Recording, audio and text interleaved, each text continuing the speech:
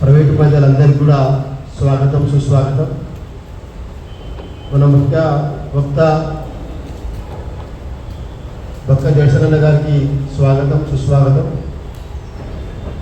తెలంగాణ రాష్ట్ర వ్యాప్తంగా ప్రైవేట్ టీచర్ల యొక్క మనోభావాలను, ఆత్మగౌరవాన్ని కించపరుస్తూ మన యొక్క రాష్ట్ర పెద్ద అయినటువంటి ముఖ్యమంత్రి గారు చేసిన వ్యాఖ్యలు మీ అందరికీ తెలిసిందే. సమాజంలో ఎవరికైనా ఏది ఉన్నా ఏది లేకున్నా ఆత్మగౌరవం చాలా ముఖ్యం. ఈరోజు ప్రభుత్వ ఉద్యోగాలు లేక రాక నోటిఫికేషన్లు సరైన సమయానికి ప్రభుత్వాలు ఇస్తే మనకు ప్రైవేట్లో చేయాల్సినటువంటి గత్యంతరం పెట్టేది కాదు. మరి దాని యొక్క లోపం సభ్యులు మనోరన్న గారికి కూడా స్వాగతం చెప్తున్నాను. అంటే ఇప్పుడు ముందుగానైతే మేము ఒక టైం అంటే టైం ప్రకారం ఉండే వ్యక్తులలో మేము ఇద్దరం అయితే ముందుంటామని అనుకుంటున్నాం. ఎప్పుడైనా ఒక ఉద్యమం, ఒక చైనా మహిళ చెప్పింది, ఒక సేను 1000 మైళ్ళ పరుగునైనా కానీ మొదటి అడుగుతో మొదలు పెడతాం. ఆ మొదటి అడుగు వేసేటప్పుడు మన దగ్గర 2 ఉండొచ్చు, 3 ఉండొచ్చు, 10 మంది ఉండొచ్చు, 10,000 మంది ఉండొచ్చు. కానీ మనం వేద్దాం అనుకున్న అడుగు మంది కోసం చూడద్దు, వేస్తూనే ఉండాలి, పోతూనే ఉండాలి. ఆ విధంగా గత ప్రభుత్వం గత 10 సంవత్సరాలు మనం అనుకుంటాం. ఎప్పుడైనా ప్రధాన తెలంగాణలో ఉన్న ప్రతి వ్యక్తికి నేను మీకు విజ్ఞప్తి చేస్తున్నా, ఇంకోసారి ఆత్మగౌరవ పదం అనేది వాడద్దు. మనకు ఆత్మగౌరవం లేదు. ఆత్మగౌరవ నినాదంతో మనం తెలంగాణ తెచ్చుకున్నాం. తెలంగాణ ఏర్పడ్డాక మనం ప్రశ్నించే తత్వం కోల్పోయినాం. మన హక్కుల గురించి మనం మర్చిపోయినాం. మనము మన ఓటు హక్కును వినియోగించుకునే పరిస్థితి కూడా స్వేచ్ఛగా స్వతంత్రంగా వినియోగించుకునే పరిస్థితిలో మనం లేము. మన ఓటును మనం వేలం వేసి వ్యక్తిగతంగా కూడా మనం వేలం వేసుకునే పరిస్థితిలో ఈరోజు ఉన్నాం. ఆత్మగౌరవం ఉన్నోడు ఎవరు కూడా ఓటును వేలం వేసుకోడు. కాబట్టి ఇక్కడ 4 కోట్ల మందిలో ఎవరిని కూడా ఆత్మగౌరవం లేదు. దయచేసి దాని గురించి మాట్లాడద్దు. అది చాలా పెద్ద పదం అయిపోతుంది. ఒకటి. ఇంకోటి, మొన్న మాకు స్పందించే తత్వం ఉంది. ప్రజలు ఏ విధంగా ఉన్నా మమ్మల్ని నిలబెట్టినా, మా ఓట్లు వేసినా, వేయకపోయినా, కొన్ని సందర్భాలలో మేము మా ఉద్యమాలు స్పందించకపోయినా ఇన్బార్న్ నేచర్ మాకు. ఉద్యమాలు చేయడం అనేది, సమస్య పైన స్పందించాలనేది మాకు ఇన్బార్న్ నేచర్ అది. కాబట్టి ఎవరు పిలిచినా పిలువకపోయినా ఎక్కడైనా సమస్య ఉంటే, ఇక్కడ సమస్య అయితే అక్కడికి చెప్పకుండా వెళ్ళిపోతాం. అదేవిధంగా ఈరోజు తెలంగాణలో ఏదైతే ఇప్పుడు మన అనేకమైన ఆశలతోని ఒక ప్రభుత్వం మారితే పాలన మారుతుంది, విధానాలు మారుతాయి, మళ్ళా సరికొత్త మన ఇదివరకు ఏవైతే ఆశలు పెట్టుకున్నామో ఆ ఆశలు సిగురిస్తాయి, అవి నెరవేరుతాయి అని చెప్పి మనం అనుకున్నాం. కానీ ఈరోజు అవి ఏవి కూడా జరిగాయి. ఎందుకు జరిగాయనంటే, మనం ఆయన ఇంటికి ఒక పిల్లలు ఇచ్చేటప్పుడు ఆ కుటుంబం యొక్క వ్యవహారం మొత్తం వెనుక చూస్తాం. నేను 34 సంవత్సరాలు కాంగ్రెస్ పార్టీకి ఎటువంటి షరతులు లేకుండా బేషరతుగా కాంగ్రెస్ పార్టీ కార్యకర్తగా పనిచేసింది. 30 తారీఖు ఎన్నికల రోజు వరకు కూడా అందరు మంత్రుల పైన శాసనలు తీసుకుంటే అన్ని పనిచేసింది. ఎలక్షన్ అయిపోయిన తెల్లారి 1వ తారీఖు ఇదే ప్రెస్ మీట్ పెట్టింది. ఎందుకు పెట్టానంటే, ముఖ్యమంత్రి అనేటోడు ఏ విధంగా ఉండాలి, ఎటువంటి ముఖ్యమంత్రి ఉండాలి. రాష్ట్రం ఆల్రెడీ 10 సంవత్సరాలు నష్టపోయింది. కాబట్టి నాకు కొన్ని సిగ్నల్స్ నాకు అందుతున్నాయి. ఒక క్యారెక్టర్ లేనివాడిని, ఒక రెడ్ హ్యాండ్ దొరికినవాడిని, రెడ్ హ్యాండ్గా దొంగతనాలు దొరికినవాడిని మీరు ముఖ్యమంత్రి చేయబోతున్నట్ట. అటువంటి వ్యక్తిని చేస్తే గినా తెలంగాణ చాలా ప్రమాదం. ఎందుకంటే 10 సంవత్సరాలు ఏ ప్రభుత్వం మీద మేము కొట్టామో ఆ ప్రభుత్వంలో ఉన్నటువంటి ముఖ్యమంత్రి కూతురుతోని ఈయన ఇప్పుడున్న ముఖ్యమంత్రి ఇద్దరు కూడా బిజినెస్ పార్ట్నర్స్, అడికోర్ ఇన్ఫ్రాస్ట్రక్చర్లా. కాబట్టి పాలనే మారది, అధికారులే మారరు అని నేను ముందు హెచ్చరించినట్టే. నాకు అదే రోజు ఇప్పుడున్న ఇన్ఛార్జ్ గారు నాకు ఫోన్ చేసిండ్రు. అయినా కానీ నేను ఆ రోజుకి నా స్టాండ్ అదే. ఈరోజు మేము ఏదైతే ఆ రోజు హెచ్చరించినామో అవన్నీ జరుగుతూ ఉన్నాయి. ఈరోజు అధికారం మారింది కానీ చీఫ్ సెక్రటరీ మారలేదు, ఎడ్యుకేషన్ ప్రిన్సిపల్ సెక్రటరీ మారలేదు, ఫైనాన్స్ సెక్రటరీ జస్ట్ చిన్న దొంగను తీసుకపోయి పెద్ద చంద్రం పెట్టాను, ఇండస్ట్రియల్స్ ప్రిన్సిపల్ సెక్రటరీ జయేష్రాంగ్ అట్నే ఉన్నాడు, రెవెన్యూలో పెద్ద దొంగ నవీకరణ తీసుకొచ్చి అట్నే పెట్టి మొన్నదాకా ఎడ్యుకేషన్ ఉంది సర్వనాశనం పట్టించింది ఎడ్యుకేషన్ విధానాన్ని. ఈ విధంగా కేవలం ముఖ్యమంత్రి మారింది కానీ దొంగతనం మారలేదు, దొంగలు మారలేదు, అందరూ వాళ్ళే ఉన్నారు. అయితే ఈరోజు కాబట్టి ఒక క్యారెక్టర్ లేనోడు, ఒక సమాజం పైన అవగాహన లేనోడు, ఒక వృత్తిపరమైన వ్యక్తుల పైన గౌరవం లేనోడు మాట్లాడే పదాలు ఈరోజు నేను ఎంత కఠినంగా ఎందుకు మాట్లాడుతున్నా అంటే డిగ్రీ ఫెయిల్ అయిన వాళ్ళు ప్రైవేట్ టీచర్లుగా పనిచేస్తున్నాను. దీని మీద నేను మొట్టమొదటిసారి స్పందించి నేను ఒక ట్వీట్ పెడితే దాని కింద చాలా మంది నెగిటివ్ పెట్టాను. కానీ మా ఇంట్లోనే మా అక్క నాకంటే పెద్ద ఆమె, మా కజిన్ ఆమె ఎంఏ బీఈడి చేసింది, ఎంఈడి చేసింది, ప్రైవేట్ స్కూల్లో టీచర్గా పనిచేసిన తర్వాత కాంట్రాక్ట్ బేసిస్లో చేసింది. నా సొంత చెల్లె, నా తర్వాత లాస్ట్ ఆమె ఇదే మియాపూర్లో జాబ్ చేస్తున్న ఆమె ఎంఏ బీఈడి చేసింది, ఇంగ్లీష్ టీచర్గా పనిచేస్తుంది. అదే 20 ఏళ్ళకే సండే రోజు కూడా స్పెషల్ క్లాసులు పెట్టి చదివిపిస్తాను. వాళ్ళ రిజల్ట్ కోసం క్లాసులు అయిపోయినాక స్పెషల్ క్లాసులు పెట్టి చదివిపిస్తూ ఉంటారు. అదే అనేక పని ఒత్తిడి ఈరోజు ప్రభుత్వంలో ఉన్న కాదు, ప్రభుత్వం ఉన్న మంత్రులు, ముఖ్యమంత్రులు, వాళ్ళ పిల్లలు, ప్రిన్సిపల్ సెక్రటరీలు వాళ్ళ పిల్లలు, లాస్ట్ ఎడ్యుకేషన్ ప్రిన్సిపల్ సెక్రటరీ వాళ్ళ పిల్లలు, మనవరాలు కూడా ప్రైవేట్ స్కూళ్ళలో చదువుతున్నారు, డౌట్ లేదు. కానీ ఈరోజు ఈ వ్యాఖ్యలను ఏ సర్వే చేసినా నేను ఒక్కటి ర్యాండమ్గా ముఖ్యమంత్రి గారి దృష్టికి తీసుకెళ్ళడానికి నేను ర్యాండమ్గా ఇక్కడ ఉన్న వాళ్ళంతా టీచర్లే కదా, ఓకేనా? లాస్ట్కి వెళ్ళి ఇక్కడ ఒక ముగ్గురు మీ ఇంట్రడక్షన్, మీ ఎడ్యుకేషన్ చెప్పాలి, ముఖ్యమంత్రి గారు మీరు చూడాలని చెప్పి నేను కోరుకుంటున్నాను. బ్రదర్ మీరు మీ ఎడ్యుకేషన్ క్వాలిఫికేషన్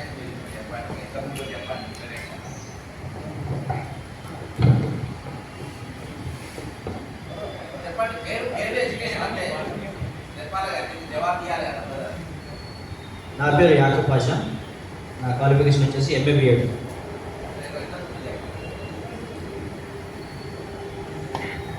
నా పేరు భాస్కర్ రాథోడ్, నా క్వాలిఫికేషన్ వచ్చి ఎంఎస్సి బిఎడ్ అండ్ డిఎడ్. నేను 13 సంవత్సరాల నుంచి ప్రైవేట్ టీచర్గా వర్క్ చేస్తున్నాను.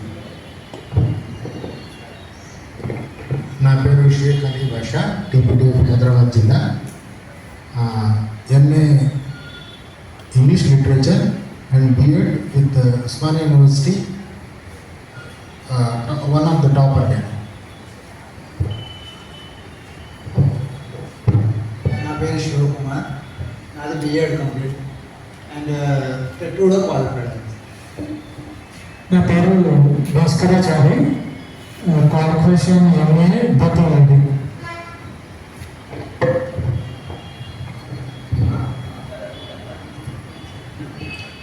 నా పేరు Anand sir, MA BEd.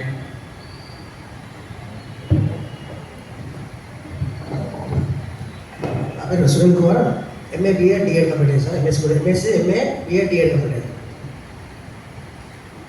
I'm double PG MEd pursuing my PhD. This is Nirupama sir.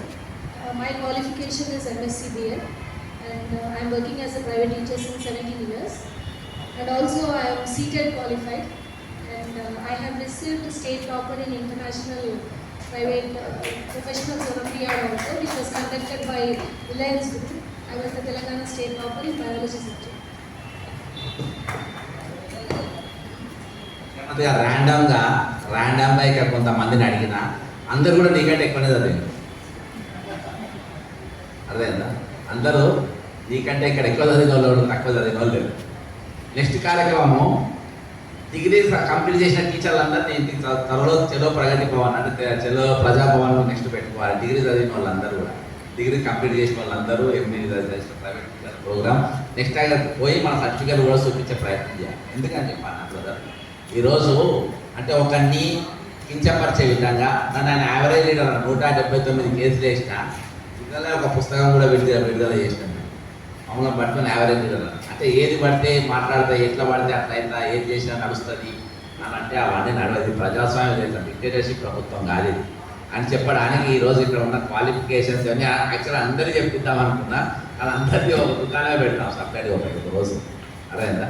కాబట్టి ఈరోజు ముఖ్యమంత్రి గారు ఇటువంటి పదము వాడడానికి నేను క్షమాపణ నన్ను చెప్పాలని చెప్పి నేను అన్నా. ఈ మాటలు వెనక్కి తీసుకోవాలని కూడా నేను ఎందుకన్నా అన్నానంటే మీరు డైరెక్ట్ ఏది ఫ్రీడమ్ ఫైటర్ గురించి జైలుకు పోయి వచ్చిన వాళ్ళు కాదు నేను ముఖ్యమంత్రి. మీ చెల్లపెల్లికి ఏళ్ళకు 2 హ్యాండ్గా దొంగతనం చేసి జైలుకు పోయి వచ్చిన వాళ్ళు ముఖ్యమంత్రి అని. కాబట్టి మీరు ఇటువంటి క్షమాపణ చెప్పాలి, లేకుంటే మీ పదాల బ్యాక్ వెనక్కి తీసుకోవాలని చెప్పి నేను కోరుకోను. ఎందుకంటే అటువంటి వ్యక్తులు మీరు కాదు. దాదాపు నిరుద్యోగులు 6 నెలల పాటు ఉద్యమాలు చేస్తే ఒక్కరోజు కూడా స్పందించలేదు ముఖ్యమంత్రి. చర్చలు కూడా జరపలేదు. టెట్ నార్మలైజేషన్ కోసం అడిగినాం, చేయలేదు. టీఎస్సీ అంటే ఒక్కొక్క జిల్లాకు ఒక విధంగా పేపర్ ఉంటుంది. కొన్ని జిల్లాల ఈజీ పేపర్ వచ్చింది, కొన్ని జిల్లాలో టఫ్ పేపర్ వచ్చింది కాబట్టి టెట్ నార్మలైజేషన్ కోసం అడిగినాం. టీఎస్సీ నువ్వే చెప్పినావు మేనిఫెస్టోలో పేజ్ నెంబర్ 33 కాంగ్రెస్ పార్టీ మేనిఫెస్టోలో 20,000 మెగా టీఎస్సీ పోస్టులు ఇస్తా అని చెప్పినావు. నువ్వు అందులో 11,000 ఇచ్చి చేయగలిగినావు. అంటే 6,000 గత ప్రభుత్వం బీఆర్ఎస్ ఇచ్చినాయి, నువ్వు కలిపినాయి 5,000. అర్థమైందా? కాబట్టి ఈ విధంగా అందులో ఆయన ఇచ్చిన మాటనే 100 రోజులని అని చెప్పేసి పెట్టాను. దాన్ని ఎలక్షన్ కమిషన్ మీద కూడా మేము ఫిర్యాదు చేసినాం, అయినా కానీ వాళ్ళు పట్టించుకోలేదు. ఈరోజు నేను ఇంకా ఎక్కువ దీనికి ముందుకు పోకుండా ఈరోజు ఒకటి న్యాయమైన కోరికలు ఏదైతే మన తెలంగాణ ప్రైవేట్ టీచర్స్ ఫోరం వాళ్ళు కోరిన న్యాయమైన కోరికలు ఇది మొత్తం కోరికలు కానే కాదు. మేమందరం బీఈడీ కంప్లీట్ చేసినాము. టీచర్కి ఉండాల్సిన క్వాలిఫికేషన్ మాకు ఉన్నది, మాకు ఒక ఓటు హక్కు ఇవ్వండి, టీచర్కి ఇవ్వాల్సిన అది న్యాయమైన కోరిక, అది ఇవ్వచ్చు. ఈరోజు హెల్త్ కార్డు అడిగిండ్రు, అది న్యాయమైన కోరిక, అది ఇవ్వచ్చు. ఈరోజు ప్రైవేట్ స్కూళ్ళ పైన చాలా స్కూళ్ళు ఈరోజు చాలా మంది కొంతమంది ఫర్ ఎగ్జాంపుల్ చైతన్య నారాయణ స్కూల్లో ఒక పర్మిషన్ తీసుకుంటారు, ఒక బోర్డు పైన 4 స్కూళ్ళు నడుపుతారు. అందులో అన్రికగ్నైజ్డ్ స్కూళ్ళలో పనిచేసే వాళ్ళు చాలా ఇబ్బంది పాలైంది. ఈరోజు మీరు ఒక కమిషన్ పెడుతుంది ఇవన్నీ నియంత్రించడానికి. అందులో ప్రైవేట్ స్కూల్స్లో పనిచేసినటువంటి వాళ్ళ సమస్యలు అలా మీరు అనుకున్న క్వాలిఫికేషన్ ఎంఏ ఎంఈడి బీఈడి మీరు చదివిన క్వాలిఫికేషన్ ఉన్నోళ్ళను కమిషన్ మెంబర్గా కూడా పెట్టుకుంటే వాళ్ళకు వాళ్ళ రైట్స్ గురించి మాట్లాడడానికి ఒకటి. ఇంకోటి ఈరోజు లేబర్ లా ప్రకారం ఈక్వల్ వర్క్ ఈక్వల్ పేమెంట్ అనేది సుప్రీంకోర్టు ఇచ్చినటువంటి గైడ్ లైన్స్, ఇది ప్రతి ఒక్కరు కూడా పాటిస్తారు. ఈరోజు నాకు సంబంధించిన టీచర్లు పొద్దుమాపు పనిచేసి ఈరోజు 20,000 కన్నా తక్కువ కూడా పనిచేసే వాళ్ళు ఉన్నారు. ఈరోజు వాళ్ళ రక్తాన్ని పీలుస్తున్నారు, వాళ్ళ శ్రమను దోపిడీ జరుగుతూ ఉంటుంది. కాబట్టి 5,000 కూడా పనిచేస్తున్నారు, ఆ 3,000 అంట. కాబట్టి ఒక శాలరీ అనేది ఈరోజు ఫీజులు ఏ విధంగా వసూలు చేస్తున్నారు, ఫీజులకు దీనికి సంబంధం లేకుండా అసలు ఫీజుల పైన నియంత్రణ ప్రభుత్వం ఉందా లేదా అనేది ఒక చూసుకోవాలి. ఇంకోటి వీళ్ళ జీతాలు ఇచ్చే విషయాల్లో కూడా ప్రభుత్వం పూర్తిగా దీనికి ఇలా చర్య తీసుకోవాల్సిన అవసరం ఉంది. అది ప్రైవేట్ మాకు సంబంధమే కాదు. ఈరోజు ప్రభుత్వం 4 కోట్ల మంది ఓటు హక్కున్న వాళ్ళు మొత్తం ఓట్లేస్తే ఏర్పడ్డ ప్రభుత్వం. కాబట్టి ప్రైవేట్ టీచర్లో మాకు సంబంధం లేదని ప్రభుత్వం ఏ రోజు కూడా చెప్పద్దు.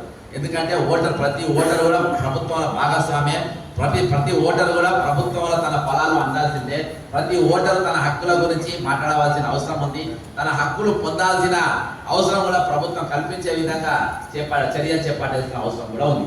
కాబట్టి ఈరోజు ఈక్వల్ వర్క్ ఈక్వల్ పే అనేది అది సుప్రీంకోర్టు ఇచ్చినటువంటి జడ్జిమెంటు, అది లేబర్ లా ప్రకారము ఇక్కడ టీచర్లు అందరూ కూడా వాళ్ళ హక్కుల మేరకు వాళ్ళ జీతాలు ఇవ్వాలని కోరుకుంటాము. ఈరోజు భారతదేశంలో ఏ రాష్ట్రం కూడా సంవత్సరం దాదాపు 2 నెలలైతే సంవత్సరం అవుతుంది ఒక education full time education minister లేకుండా, full time social welfare minister లేకుండా, ఫుల్ టైం హోంమంత్రి లేకుండా ఈరోజు ప్రభుత్వం నడుస్తుంది. అన్ని శాఖలు ముఖ్యమంత్రి దగ్గరనే పెట్టుకున్నాడు, కానీ సమస్యలు పరిష్కరిస్తలేవు. ఈరోజు ఇక్కడ ప్రైవేట్ టీచర్స్ మాట్లాడాలంటే నువ్వు టైం ఇవ్వవు. మరి వీళ్ళు ఎవరిని కలవాలి, వీళ్ళ ఇష్యూస్ ఎక్కడ చర్చించాలి. ఈరోజు principal secretary education principal secretary కూడా గవర్నమెంట్ అక్కడ ఒక ఎస్ఐ ఉంటాడు, 4 కానిస్టేబుల్ ఉంటాడు, గుర్ర వెంకటేశం ఆఫీస్ కాడ ఆ లోపలికి పోవాలంటే ఆయన మాట్లాడలేదు. ఈయన ఒక క్యాబినెట్ మంత్రి అయిపోయి, ఈయన ఒక షాడో ముఖ్యమంత్రి అయిపోయాడు. కాబట్టి ఈ రోజు అసోంటి ప్రిన్సిపల్ సెక్రటరీ అసోంటి అధికారులు ఉన్న తరుణంలో ఈ రోజు అందరు కూడా ఉపాధ్యాయులు, ప్రభుత్వ ఉపాధ్యాయులు కూడా. కానీ ఇంకోటి ప్రతి సండే కొన్ని జాగాలలో ప్లాట్ల వ్యాపారాలు నడుస్తూ ఉంటాయి, చిక్కీల వ్యాపారాలు నడుస్తూ ఉంటాయి.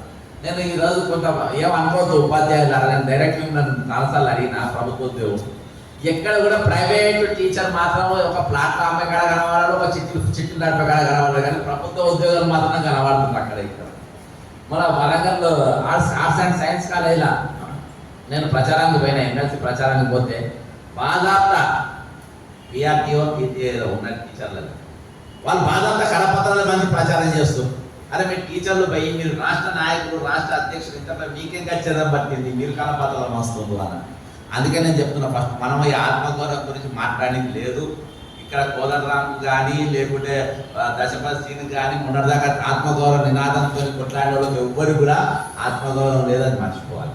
కానీ ఏమైనప్పటికీ ఈరోజు ఒక ఉద్యమం బాటలో మరొకసారి టీఎఫ్ ముందు వరుసలో వచ్చింది. మళ్ళా నిరుద్యోగులతో పాటు ఈరోజు వీళ్ళు కూడా ఉద్యమం బాట పట్టారు. ఖచ్చితంగా మీరు ఈ రౌండ్ టేబుల్ సమావేశాలు కాక వచ్చే రోజులలో మీరు ఒక పెద్ద ఉద్యమం అనేది ఖచ్చితంగా జరగాలి. ఈరోజు శ్రమ దోపిడీ జరుగుతూ ఉంది. మీ శరీరం ఈరోజు ఇంకొక సర్వే రాశారు, డయాబెటీస్ కానీ ఈరోజు స్పాండిలైటిస్ కానీ అనేది రిజల్ మా ఇంట్లోనే ఉన్నారు వాళ్ళు, మా ఇంట్లోనే ఉంటున్నారు, బయట వాళ్ళు చెప్పాల్సిన అవసరం లేదు. ఎన్నో ప్రాబ్లమ్స్ ఉంటాయి, మహిళా టీచర్లకైతే ఇంకా అనేకమైన సమస్యలు ఉంటాయి. కాబట్టి ఇవన్నింటిని కూడా ప్రభుత్వం మీరు వేసే కమిషన్ల ఒక ప్రైవేట్ టీచర్స్కి ఒక అవకాశం కల్పిస్తే వాళ్ళ సమస్యలు కూడా చర్చకు వస్తాయి. ఖచ్చితంగా మీరు ప్రైవేట్ ఉపాధ్యాయుల గురించి ప్రభుత్వం పట్టించాల్సిన అవసరం ఉందని చెప్పి తెలియజేసుకుంటూ మరొకసారి మా తండ్రి గారి ఇటీవల స్వర్గస్థులై కొన్ని కార్యక్రమాలు చేయాల్సి ఉంది పెద్ద కుమారుగా, కాబట్టి నేను వరంగల్ వెళ్తున్నా. ఖచ్చితంగా ఇప్పుడు నేను ఎప్పుడు కూడా తప్పించుకోను, ఫస్ట్కి లాస్ట్ వరకు ఉండే ఒకసారి మాత్రం క్షమించాలి. ఖచ్చితంగా మీరు తీసుకునే ఏ కార్యక్రమాలలో కూడా ఖచ్చితంగా మేము ఎన్నుకుంటాం. ఖచ్చితంగా మీ వెంటనే మేము నిలబడతాం, మీ ఉద్యమంలో మేము నిలబడతాం. మీ ఇలా సమస్యలు మనోహరాలు అయితే చాలా మంది కూడా ఉండవచ్చు, వాళ్ళందరూ కూడా సపోర్ట్గా ఉంటారని కోరుకుంటూ సెలవు తీసుకుంటున్నా. జై తెలంగాణ, అమరవీరులకు జోహార్.